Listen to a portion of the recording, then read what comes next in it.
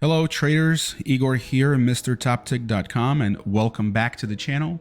If this is your first time tuning in, please consider subscribing to the channel, liking this video, and share it with somebody you think could benefit from this. It does help us reach more people that way. Today I want to talk about trading directional butterflies ahead of the earnings. We're going to look at a trade that we did last week. This is Netflix.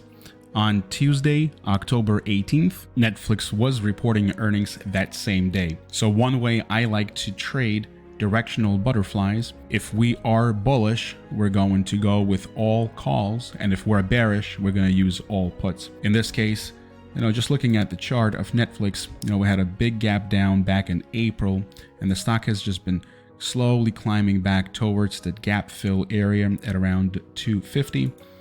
I had a slightly bullish bias going into this earnings announcement, so I chose to set up an out-of-the-money call butterfly, and I chose to eliminate all of the upside risk by making this a slightly unbalanced or broken wing call butterfly. So the way I go about choosing where to place my short strikes or the body of the butterfly is I look at an at-the-money straddle, and looking at Netflix trading at around 240 on Tuesday of last week, and at the money straddle was pricing in about 30 points worth of movement. Now we don't know if it's going to be up or down. I chose to go with a butterfly centered 30 points out of the money on the upside. So what I did was I went ahead and I sold two of the 270 calls. I bought a 260 call and I bought a 277 half. So this made it a 10 by 7.5 call butterfly. I had a 10-point wide call debit spread, and this call debit spread was partially financed by selling a 7.5-point wide call credit spread. As you can see, my risk in the trade was $100 or $1 per butterfly. That is my worst case scenario. If I'm wrong, if Netflix was to go down or if it was to go up but not fast enough to reach my break even to the upside, which was $261, I was going to lose the entire premium, which is $1 per butterfly that I paid for it. So we could step through this trade. Had only 3 days, so there was no really time to make any adjustments. I assumed full risk for this trade.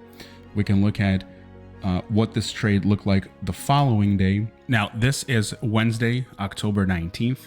As we can see that we have a 260, 270 call spread is now in the money. 270, 277 half call credit spread is also at the money. We are benefiting from two things here. Number one, stock did move up. Number two, a lot of implied volatility has come out of the options that we were short right at 270 strike.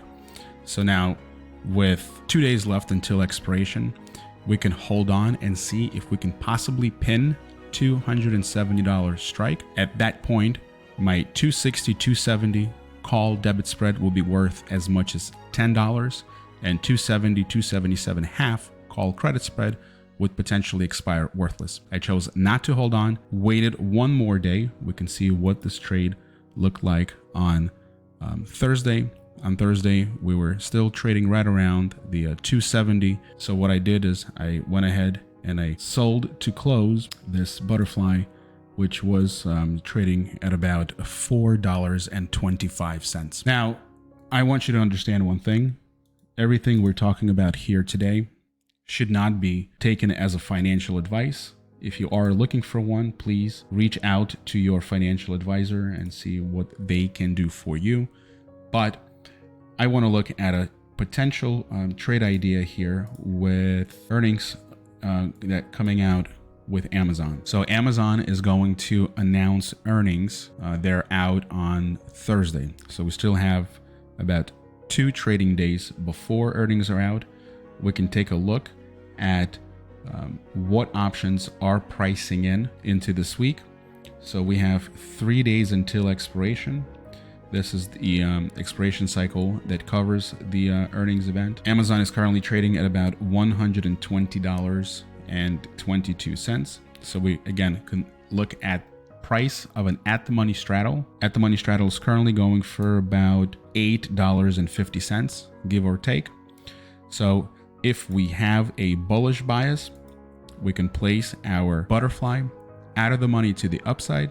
If we have a bearish bias, we should look to place an out of the money put butterfly to the downside.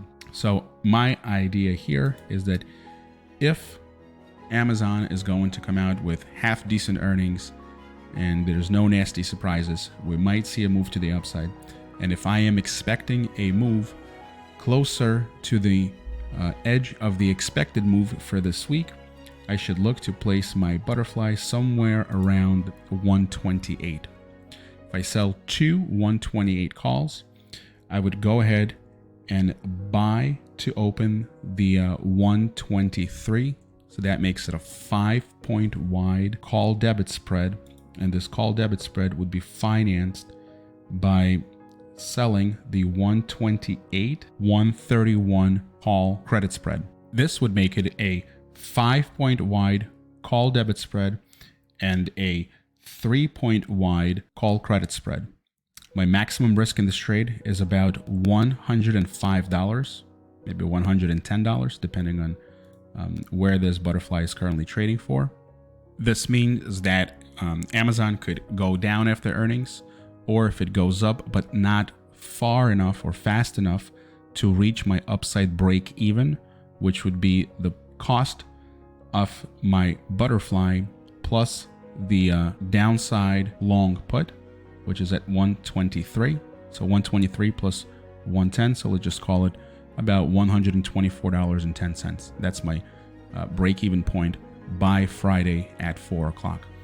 So assuming full risk, I'm willing to risk $110 to see if we get a move closer to the edge or higher of the expected move for this week. If we are at 128 on the button, the 123, 128 call spread will be worth as much as $500 minus the $110 that I would be paying for it. So my potential reward here is upwards of $380. If we are trading north of 131, my potential reward here is I would make 5 points with the 123, 128 call spread. I would lose 3 points with 128, 131. So I would make $200 minus $110 that I'm paying for this butterfly. So I have a potential reward on the upside above 131, somewhere around $90. Again, this is my trade idea. If I am bullish going into earnings for Amazon, please do not take this trade unless you fully understand the risks that are involved. I hope you liked this video. I hope you learned something new. If you did, please subscribe to the channel, leave a like, and leave a comment with your ideas about trading butterflies around earnings. And we'll see you in the next video.